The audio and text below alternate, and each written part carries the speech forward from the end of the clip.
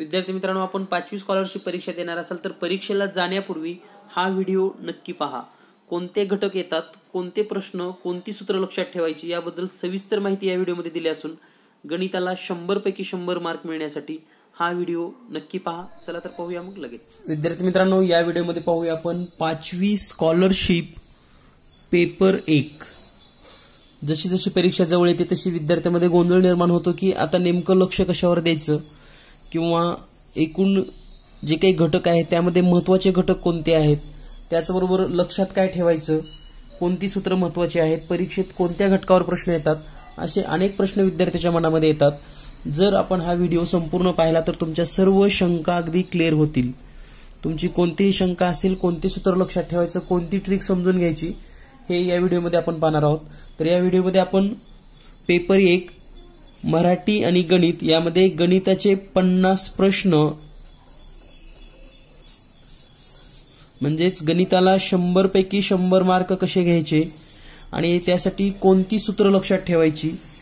परीक्षेला जाण्यापूर्वी हा व्हिडिओ अतिशय महत्त्वाचा आहे. सूत्र आणि कोणत्या घटकावर जास्त लक्ष द्यायचं, कोणते घटक पुन्हा पुन्हा पाहायचे, या दोन गोष्टीची चर्चा आपण या व्हिडिओमध्ये करणार आहोत. एकूण 35 पाठ आहेत. या 35 पाठाचं विश्लेषण आणि संपूर्ण माहिती पाहूयात लगेच. तर आपला गणिताचा जो पहिला पाठ आहे त्यामध्ये रोमन संख्या चिन्ह लक्षात कशी ठेवायची पहा. रोमन संख्या लक्षात ठेवण्यासाठी एक ट्रिक आहे आणि ती ट्रिक मी तुम्हाला सांगणार आहे.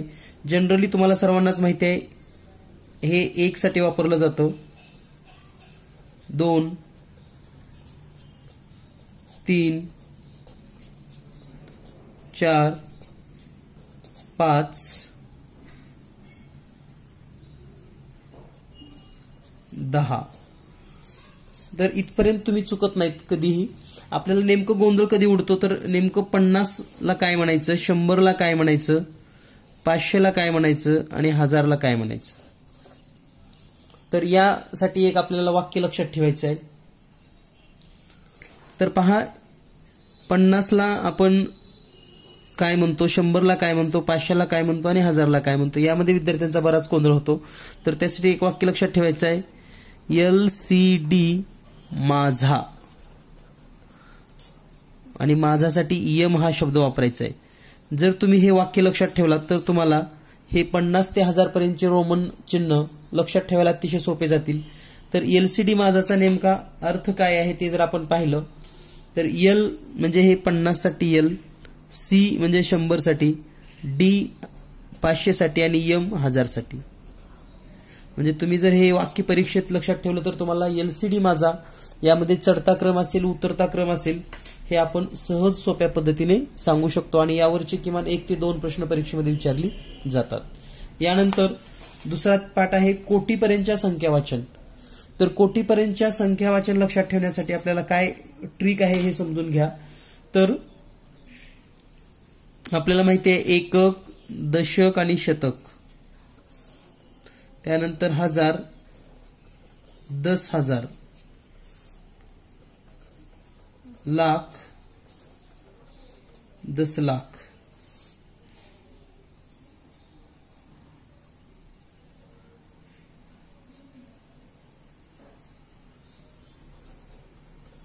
कोटी, 10 कोटी आणि अब्ज. तर हे लक्षात घेत असताना आपल्याला सर्वात महत्त्वाची ही गोष्ट लक्षात ठेवायची आहे की कोणतीही संख्या असेल तर त्यामध्ये 3, 2, 2, 2 आणि पुढे अब्जपर्यंत जर वाचन असेल, म्हणजे एखादी जर संख्या आपण अशी लिहिली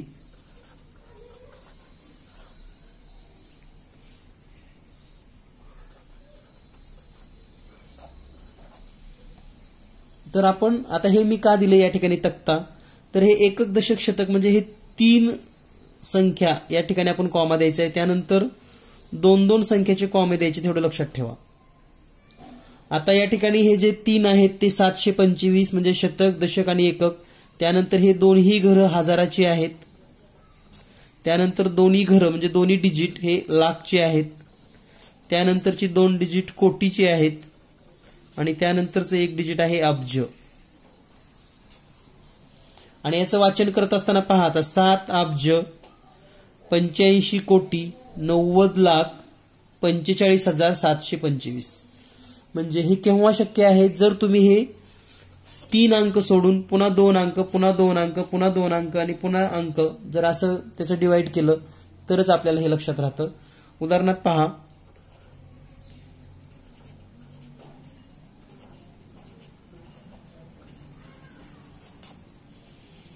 1 2 3 अंक 2 अंक 2 अंक 2 अंक 8 अब्ज 85 कोटी 62,57,512 या पद्धतीने आपण वाचू शकता. तर यासाठी हे लक्षात ठेवा. नक्कीच यावर वाचन लेखनवर एक प्रश्न परीक्षेमध्ये विचारला जातो. यानंतर पुढचा प्रश्न आहे स्थानिक आणि दर्शनी किंमत. तर स्थानिक आणि दर्शनी किमतीमध्ये सोपे प्रश्न असतात अगदी. म्हणजे जसं की समजा 45,700 या पद्धतीने संख्या आहे. 4,57,589. या ठिकाणी 7ची स्थानिक आणि दर्शनी किमतीची बेरीज किती. तर 7ची स्थानिक किंमत आहे 7,000 आणि 7ची दर्शनी किंमत आहे 7. या दोन्हीची बेरीज किती म्हणजे 7,007. तर यासारखे प्रश्न विचारले जातात. कदाचित यामध्ये पट यावरून सुद्धा प्रश्न विचारला जाऊ शकतो. यानंतर पुढील चौथा चॅप्टर आहे 1 ते 100 वर संख्यावर आधारित प्रश्न. तर 1 ते 100 संख्यावर आधारित प्रश्नासाठी तुम्हाला 1 ते 100 पर्यंत काही महत्वाचे पॉइंट लक्षात ठेवायचे. जसे की 1 अंक किती वेळा येतो तर 21 वेळा येतो. त्यानंतर 2 20 वेळा, 3 20 वेळा, 4 20 वेळा, 5 20 वेळा, 6 20 वेळा, 7 20 वेळा, 8 पण 20च, 9 20 आणि 0 जो आहे तो 11 वेळा. तर हे यावर सुद्धा एखादा प्रश्न परीक्षेमध्ये येऊ शकतो. तर हे सहज लक्षात ठेवायला पण सोपं आहे. 1 हा 21 वेळा, 2 पासून 9 पर्यंतचे सर्व अंक हे 20 वेळाच आहेत हे लक्षात घ्या आणि 0 11 वेळा. त्याचबरोबर समसंख्या आणि विषम संख्या. तर 2 अंकीचा जर विचार केला आपण 2 अंकी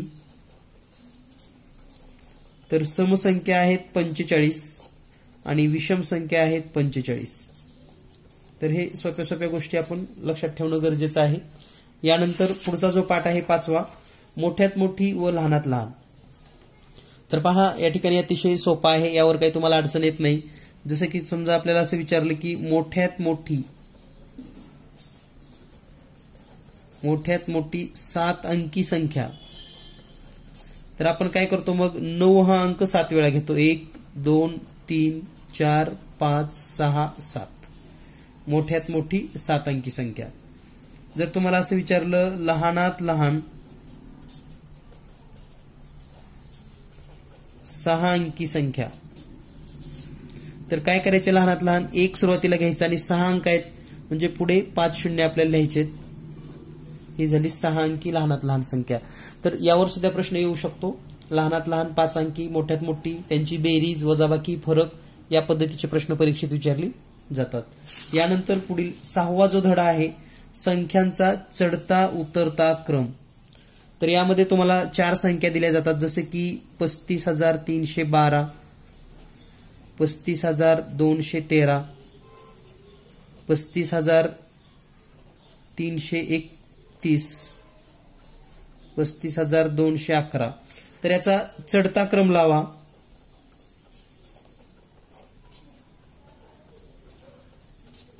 आणि सर्वात लहान प्लस सर्वात मोठी यांची बेरीज करा. यासारखे प्रश्न परीक्षेमध्ये विचारले जातात. तर यामध्ये काही अशी अडचण नाही. तुम्ही सहज सोडवू शकतात. लक्षात घ्या हा व्हिडिओ म्हणजे पूर्ण वर्षभराचा अभ्यासक्रम तुम्हाला एका तासामध्ये लक्षात येणार आहे. आणि परीक्षेला जाण्यापूर्वी हा व्हिडिओ तुम्ही किमान 1 किंवा 2 वेळेस पहा. तुमचा एकही गणिताचा प्रश्न चुकणार नाही याची 100% गॅरंटी आहे. यानंतर पुढचा जो 7वा घटक आहे आपला यामध्ये सम विषम मूळ जोडमूळ संख्या त्रिकोणी संख्या. तर लक्षात घ्या समसंख्या विषम संख्या आपल्याला माहिती आहेत. मूळ संख्या आपल्याला पाठ असाव्यात म्हणजे 1 ते 100 पर्यंतच्या मूळ संख्या जसं की 1 2 3 5 7 11 13 17 19 23, 29, 31, 37, 41, 43, 47, 53, 59, 61, 67, 71, 73, 79, 83, 89 आणि 97. तर या मूळ संख्या आपल्याला माहिती असणं गरजेचं आहे. यामध्ये जोडमूळ संख्येचा जर विचार केला तर जोडमूळ ज्यांच्यामध्ये 2चा फरक आहे, जसं की 3, 5, 5, 7, 11, 13, 17, 19, 29, 31, 41, 43, 59, 61, 71, 73. तर ह्या 8 जोडमूळ संख्या आहेत. यामध्ये 2चा फरक असतो, तर ही आपल्या लक्षात असलं पाहिजे. आणि त्यानंतर त्रिकोणी संख्या 1 ते 100 पर्यंतच्या त्रिकोणी संख्या लक्षातच ठेवा. 1, 3, 6, 10, 15, 21, 28, 36, 45, 55, 66, 78, 91. तर हे 1 ते 100 पर्यंतच्या त्रिकोणी संख्या आहेत. यावर सुद्धा प्रश्न विचारला जाऊ शकतो की म्हणजे जसं की 10 नंतर येणारी चौथी त्रिकोणी संख्या कोणती आहे. तर 10 नंतर चौथी म्हणजे 1, 2, 3, 4, 36. या प्रकारचे सुद्धा प्रश्न परीक्षेमध्ये विचारली जाऊ शकतात. यानंतर पुढचा जो घटक आहे 8वा, बेरीज. 9वा आहे वजाबाकी. 10वा घटक आहे गुणाकार आणि 11वा घटक आहे भागाकार. तर हे 4 घटक तुम्हाला ऑलरेडी यामध्ये काही ट्रिक लक्षात ठेवायची गरज नाही किंवा कोणती यामध्ये ट्रिक नाही. तर तुम्ही सगळ्यात महत्त्वाचं असं आहे की काळजीपूर्वक सोडवा. एखादा हातच्या सुद्धा तुमचा प्रश्न या ठिकाणी चुकू शकतो. हातच्या जे असतात म्हणजेच कॅरी, त्याला काळजीपूर्वक लक्ष द्या, कारण खूप महत्त्वाचा भाग आहे हातच्या विसरला की मग मात्र आपला प्रश्न चुकू शकतो. त्यामुळे सहज पैकीच्या पैकी मार्क मिळवून देणारे हे प्रश्न आहेत.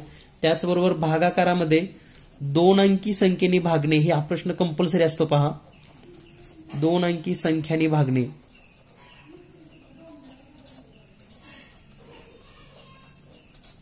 त्यामुळे यावर लक्ष द्या, म्हणजे हा प्रश्न आपल्याला चुकायला नको आहे, तरच आपण पैकीच्या पैकी मार्क घेऊ शकतात.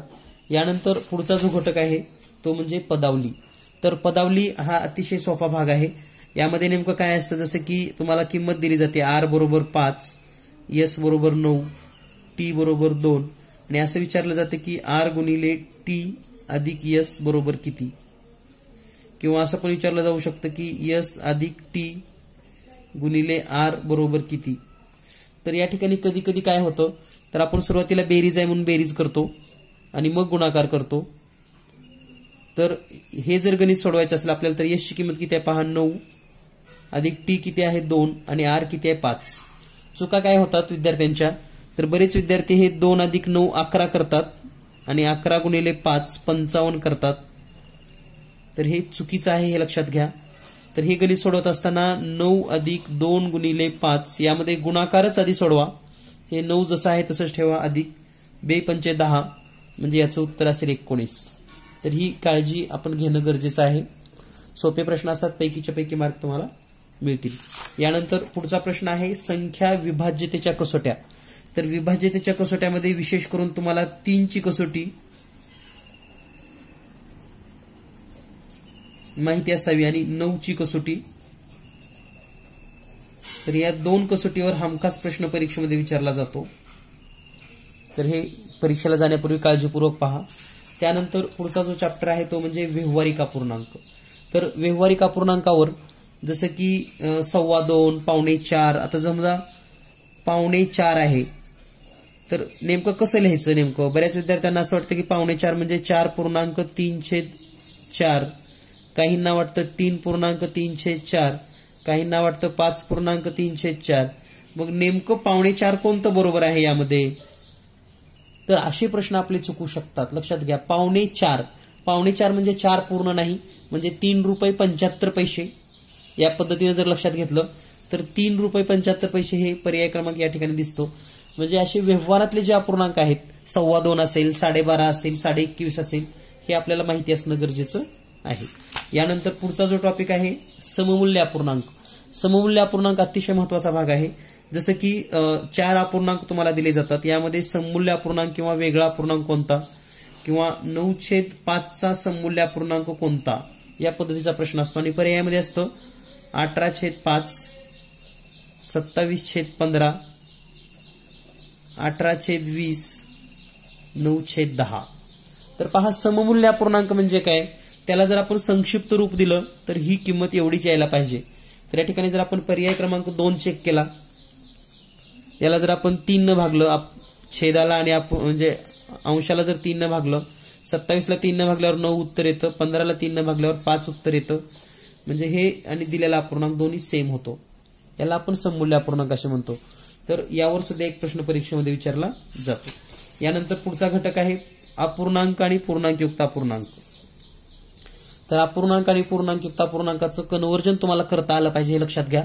म्हणजे उदाहरणार्थ 45/8 असं दिलेलं आहे. तर याचं पूर्णांकयुक्त अपूर्णांकामध्ये 8 न 45ला भागत असताना 8/45. आपण उदाहरण थोडं वेगळं घेऊयात, 6 घेऊयात या ठिकाणी. 8/45, बाकी उरली 6, तर ते हे 6/8. आता कधी कधी काय होतं, परीक्षेत हा पर्याय नसतो, तर या 6/8ला पुन्हा संक्षिप्त केलं जातं. म्हणजे 5.6/8ला जर आपण 2 न भागलं, 2×6 2×4, म्हणजे 5.3/4 हा पर्याय जर नसेल तर हा पर्याय परीक्षेत असतो, हे लक्षात घ्या. मग विद्यार्थ्यांना वाटतं की हे 6/8 आलंच नाही. तर अशा काही खोचक गोष्टी आहेत जे आवर्जून परीक्षेमध्ये विचारले जातात. आणि अशी भरपूर व्हिडिओ तुम्हाला युट्यूबवर आपल्या चॅनलवर पाहायला मिळतील. त्याचबरोबर डिस्क्रिप्शन बॉक्समध्ये 2017 पासून झालेले पेपर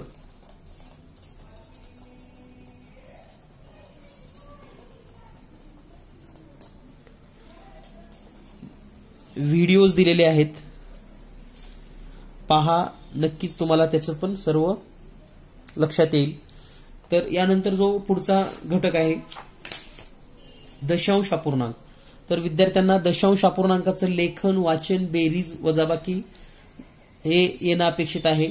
तर दशांश अपूर्णांकाचे सुद्धा मार्क तुम्हाला पैकीच्या पैकी मिळतील, यामध्ये काही अडचण नाही. यामध्ये लक्षात ठेवण्यासारखं असं काही नाही.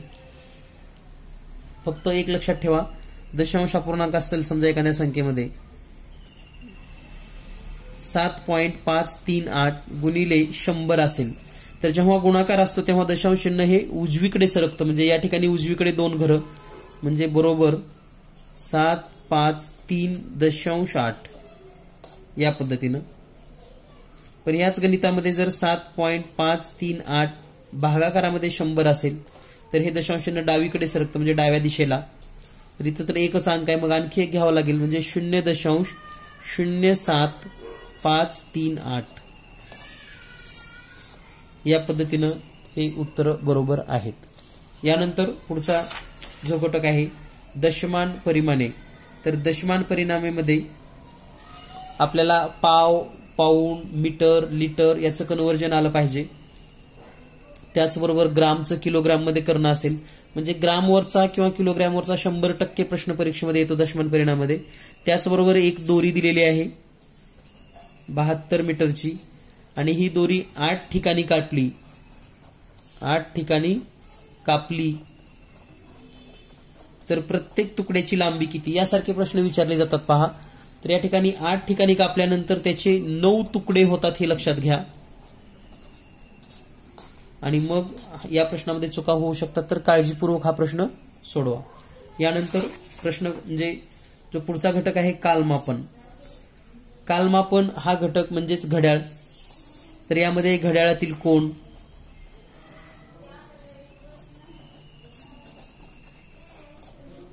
किंवा वेळेतील अंतर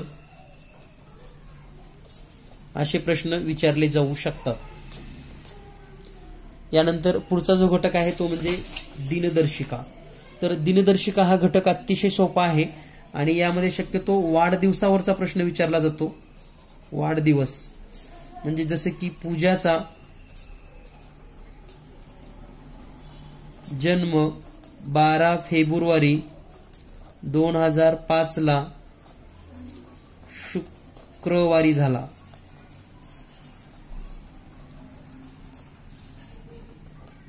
तर तिचा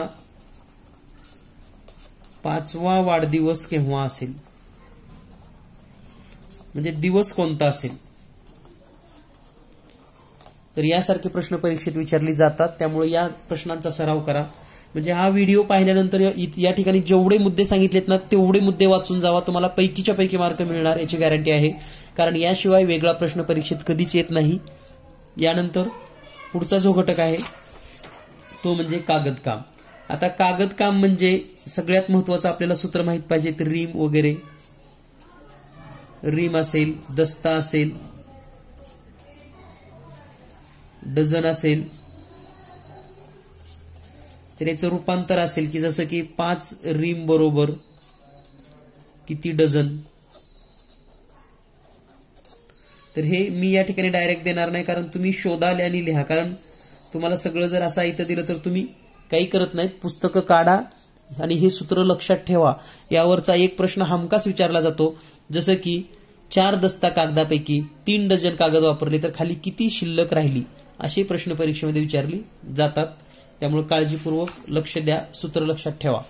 यानंतर पुढे आहे नाणी नोटा.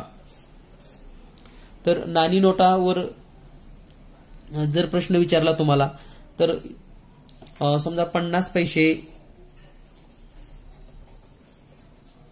1 रुपया, 2 रुपये समान नाणी आहेत.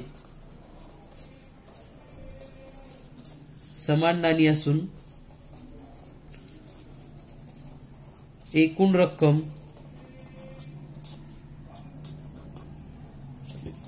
700 रुपये असेल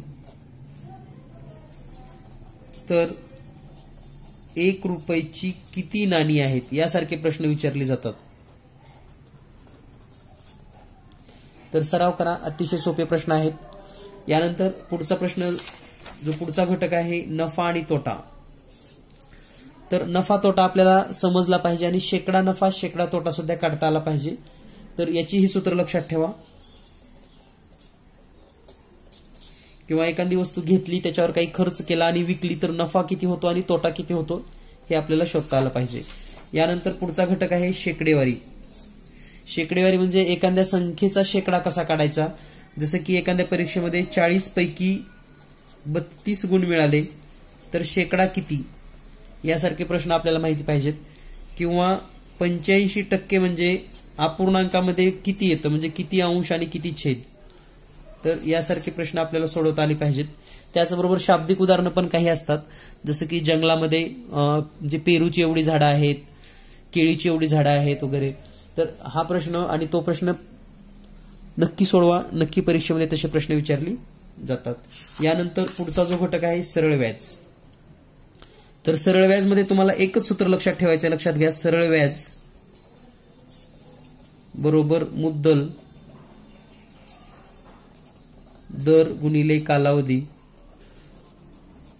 म्हणजे बरेच विद्यार्थी दर साठीचं सूत्र पाठ करतात, पुन्हा कालावधीसाठीचं सूत्र पाठ करतात. तर सूत्र तुम्हाला एकच पाठ करायचं आहे आणि याच सूत्रामध्ये येते किंवा सोडवता येतो. तर हे सूत्र लक्षात ठेवा, नक्कीच यावर तुम्हाला प्रश्न विचारला जाऊ शकतो. त्याचबरोबर तुम्हाला जर पट दिली असेल, पट दिली म्हणजे एक रक्कम दुप्पट होते, तिप्पट होते, चौपट होते आणि वर्ष विचारतात. म्हणजे पट देतात, दर पण देतात आणि वर्ष विचारतात. तर त्यासाठी सूत्र लक्षात ठेवा, वर्ष बरोबर पट वजा 1 गुणिले 100 छेदामध्ये दर. तर हे सूत्र लक्षात ठेवा. या सूत्रानुसार तुम्ही पट आणि दर दिल्यास वर्ष काढता येतं, किंवा वर्ष आणि पट दिल्यास दर काढता येतो, किंवा दर आणि वर्ष दिल्यास पट काढता येते. कोणतंही तुम्ही सोडवू शकतात. तर हे सूत्र आपल्या लक्षात असावं. यानंतर पुढे 26वा जो घटक आहे आपला गणितामध्ये, त्यामध्ये कोन आणि कोनाचे प्रकार. तर आपल्याला कोनाचे सर्व प्रकार माहिती असणं पाहिजे. त्याचबरोबर घड्याळामध्ये 4 वाजल्यानंतर कोणता कोन होतो, विशाल कोन म्हणजे काय, लघु कोन म्हणजे काय, त्याच्या व्याख्या असतील किंवा त्याची काही उदाहरणं असतील तर आपल्याला हे माहिती असणं गरजेचं आहे. यानंतर पुढचा घटक आहे समांतर रेषा आणि लंब रेषा. तर समांतर रेषा आणि लंब रेषा याची उदाहरणं आपल्याला माहिती असणं गरजेचं आहे. समांतर म्हणजे एकमेकीला न छेदणाऱ्या रेषा, आणि लंब म्हणजे जसे की इंग्रजीमध्ये टी अक्षर असतं पहा, तर याला आपण लंब म्हणतो. मग ते या पद्धतीने असेल. या पद्धतीने असेल. इथं फक्त 90 अंशाचा कोन असला पाहिजे हे लक्षात ठेवा. 90 अंशाचा कोन तयार होणं गरजेचं आहे. तर त्याला आपण लंब रेषा असं म्हणतो, परपेंडिक्युलर लाईन. यानंतर पुढचा जो 28वा घटक आहे त्रिकोण, चौरस आणि आयत. तर लक्षात घ्या विद्यार्थी मित्रांनो, त्रिकोण, चौरस आणि आयत यामध्ये त्रिकोणासंबंधीची आपल्याला माहिती असणं गरजेचं आहे, चौरसाची माहिती असणं गरजेचं आहे, चौरसाच्या बाजू, चौरसाचा कर्ण, आयत, आयताचे कर्ण किंवा बाजू म्हणजे त्याचे कोण असतील. तर ही साधी साधी माहिती आहे, परंतु यामध्ये पाठ करण्यासारखं काही नाही. लक्षात ठेवा, सहज सोप्या पद्धतीने तुम्ही सोडवू शकतात. यानंतर पुढचा घटक आहे वर्तुळ. वर्तुळामध्ये सगळ्यात महत्वाचे घटक काय आहे तर जी त्रिज्या दिलेली असते आणि व्यास. तर त्रिज्या आणि व्यासचं जे सूत्र आहे त्यावर एखादा प्रश्न कदाचित विचारला जाऊ शकतो किंवा चुकी बरोबर मध्ये सुद्धा विचारलं जाऊ शकतं. तर सूत्र माहिती आहे तुम्हाला, व्यास बरोबर 2 गुणिले त्रिज्या. तर यावरचा प्रश्न परीक्षेमध्ये विचारला जाऊ शकतो. यामध्ये वाक्य असतात जसं की त्रिज्या ही व्यासाच्या दुप्पट आहे, व्यास हा त्रिज्येच्या निम्मा आहे, व्यास हा त्रिज्येच्या दुप्पट आहे. तर हे एकदा कन्सेप्ट क्लिअर करा.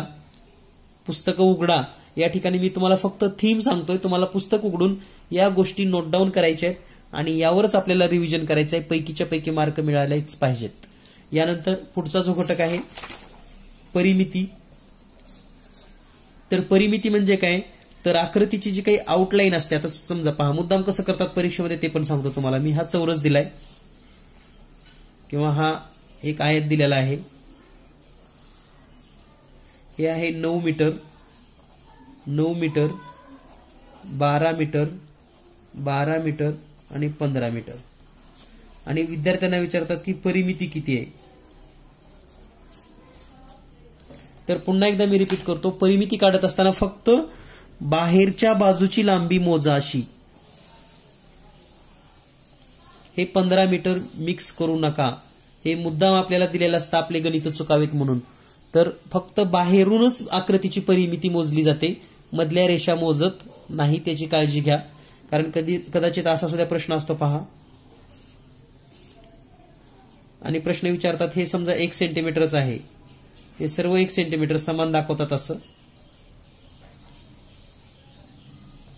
आणि या चौरसाची परिमिती किती म्हणजे किंवा मोठ्या चौरसाची परिमिती किती तर फक्त ही बाहेरची बाजू आपल्याला मोजायची, एवढं लक्षात ठेवा. मधल्या बाजू मोजायच्या नाहीत. तर इथं चुका होऊ शकतात, काळजीपूर्वक सोडवा. यानंतर पुढचा जो घटक आहे तो म्हणजे क्षेत्रफळ. तर 2 सूत्र लक्षात ठेवा. आयताचे क्षेत्रफळ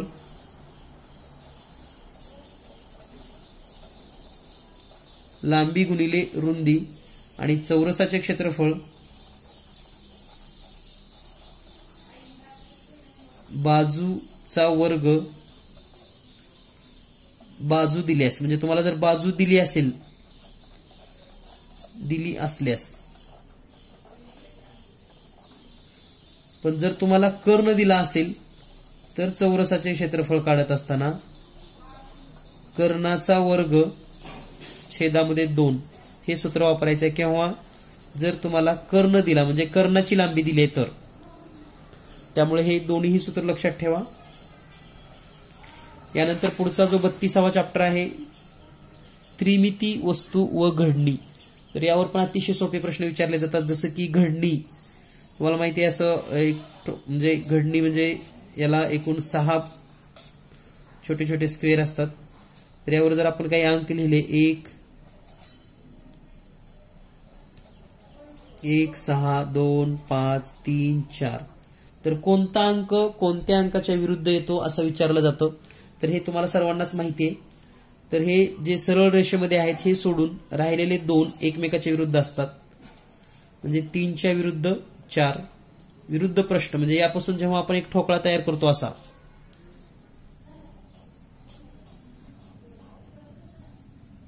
तर असा जो ठोकळा तयार असतो तर या ठिकाणी 3च्या विरुद्ध पृष्ठावर 4 येतं, 1च्या विरुद्ध पृष्ठावर 6 येतं. लक्षात घ्या.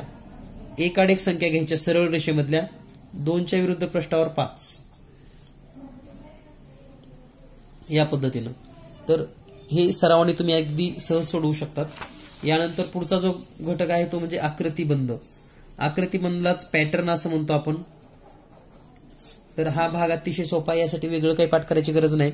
फक्त तुम्हाला वर्ग संख्या पाठ असाव्यात. कदाचित यावर जर संख्याचा आकृतिबंध विचारला तर सोडवता यायला पाहिजे, आणि घनसंख्या. त्यामुळे परीक्षेला जाताना किमान 1 ते 15 पर्यंतचे वर्ग पाठ करा. किमान म्हणतोय मी, लक्षात घ्या. आणि घन 1 ते 10 पर्यंतचे पाठ असावेत तुम्हाला. जर संख्याचा आकृतिबंध विचारला तर नक्कीच तुम्ही हे सोडवू शकाल. यानंतर पुढचा भाग आहे इष्टिका चित्ती आणि घन संपूर्ण माहिती. यामध्ये इष्टिका चित्ती आपल्याला माहिती आहे. तर हे इष्टिका चित्ती, आणि दुसरा दिले सांगितलेला आहे घन.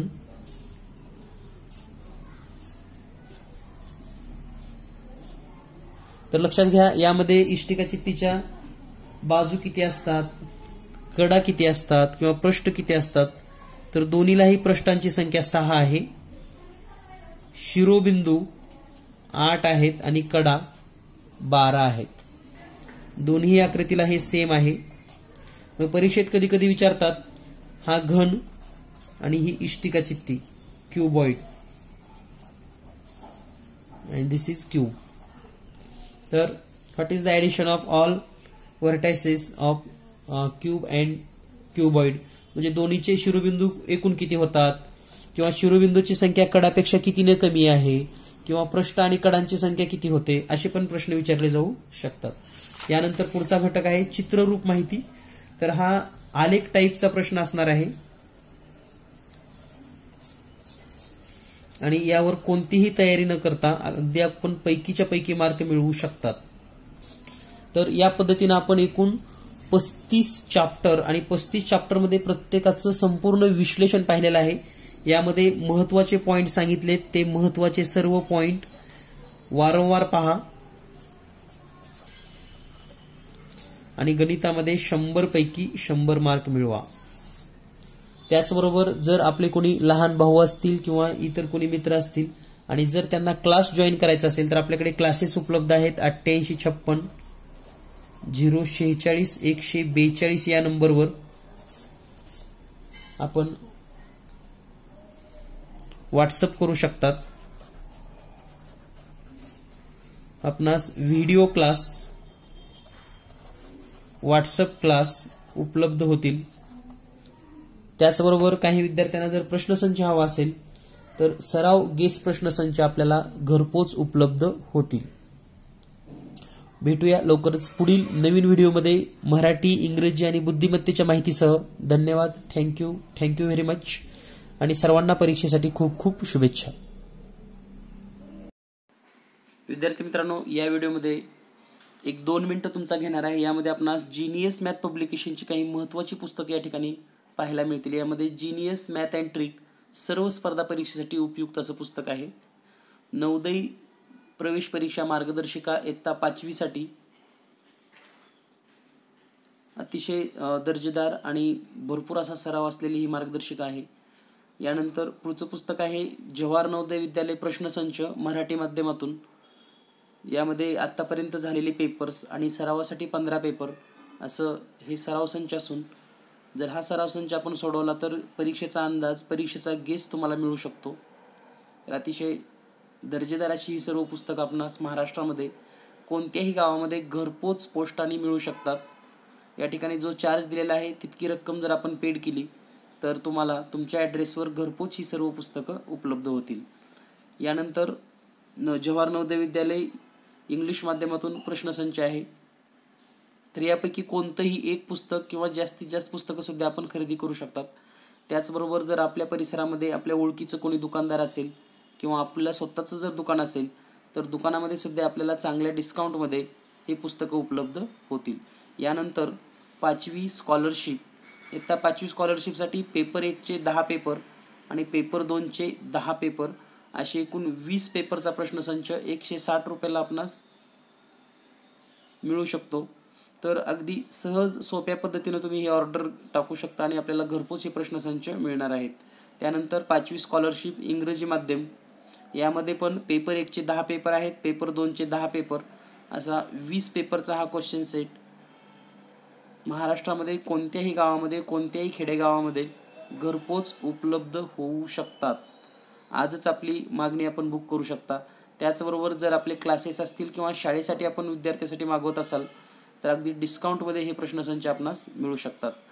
यानंतर पुढचं पुस्तक आहे पूर्व माध्यमिक शिष्यवृत्ती परीक्षा इयत्ता 8वी, म्हणजेच 8वीच्या वर्गासाठी पेपर 1 10 पेपर, पेपर 2 10 पेपर, 160 रुपये किंमत आहे. पोस्ट चार्जेस फक्त 30 रुपये आहेत. तर इतकी रक्कम जर आपण गुगल पे किंवा फोनपे केलात आणि तुमचा जर ॲड्रेस दिलात तर तुम्हाला ही सर्व पुस्तके घरपोच पोस्टाने मिळतील. यानंतर पुढील पुस्तक आहे 8वी स्कॉलरशिप इंग्लिश मीडियम, पेपर 1 आणि पेपर 2. तर पहा, सर्व प्रकारचे प्रश्नसंच या ठिकाणी तुम्हाला पाहायला मिळत आहेत. उत्कृष्ट दर्जेदार असा सराव. त्याचबरोबर हे सर्व प्रश्नसंच यापूर्वी झालेल्या पेपरला अनुसरून फक्त संख्यात्मक बदल करून हे सर्व पेपर तयार केलेले आहेत. म्हणजे गेस पेपर हे अतिशय उत्कृष्ट दर्जाचे आहेत. यानंतर जर आपला विद्यार्थी 3री-4थीला शिकत असेल, म्हणजे 3री-4थीपासूनच जर गणित बुद्धिमत्तेची तयारी करत असेल, स्कॉलरशिपची तयारी करायची असेल किंवा नवोदय परीक्षा द्यायची असेल तर त्यांच्यासाठी गणित बुद्धिमत्ता विशेष हे 3री-4थीसाठी स्पेशल पुस्तक आहे, जे सरावासाठी अतिशय उपयुक्त आहे. आणि विशेषतः हे दोन्ही लँग्वेजमधून आहे, मराठी आणि इंग्रजी. बाय लँग्वेज म्हणजे एकाच पुस्तकात वर जर मराठी प्रश्न असेल तर खाली इंग्रजीमध्ये. त्यानंतर पुढे आहे NMSची मार्गदर्शिका. 8वीसाठी NMS मार्गदर्शिका अतिशय दर्जेदार आणि परीक्षाभिमुख, म्हणजे परीक्षेला ज्या पद्धतीचे प्रश्न विचारले जातात, परीक्षेला सराव करणं जसा गरजेचा असतो त्या पद्धतीचा हा प्रश्नसंच आहे. यानंतर पुढचं पुस्तक आहे टेट. 2017मध्ये झालेले सर्व टेटचे पेपर स्पष्टीकरण तुम्हाला या बुक्समध्ये मिळतील. तर 2017ला 29 पेपर झाली होती आणि 29 पेपरमधील गणित बुद्धिमत्तेचे सर्व प्रश्न स्पष्टीकरण या पुस्तकात उपलब्ध आहे. आजच आपलं पुस्तक आपण मागणी करू शकतात. भेटूया लवकरच नवीन ट्रिकसह नवीन व्हिडिओमध्ये.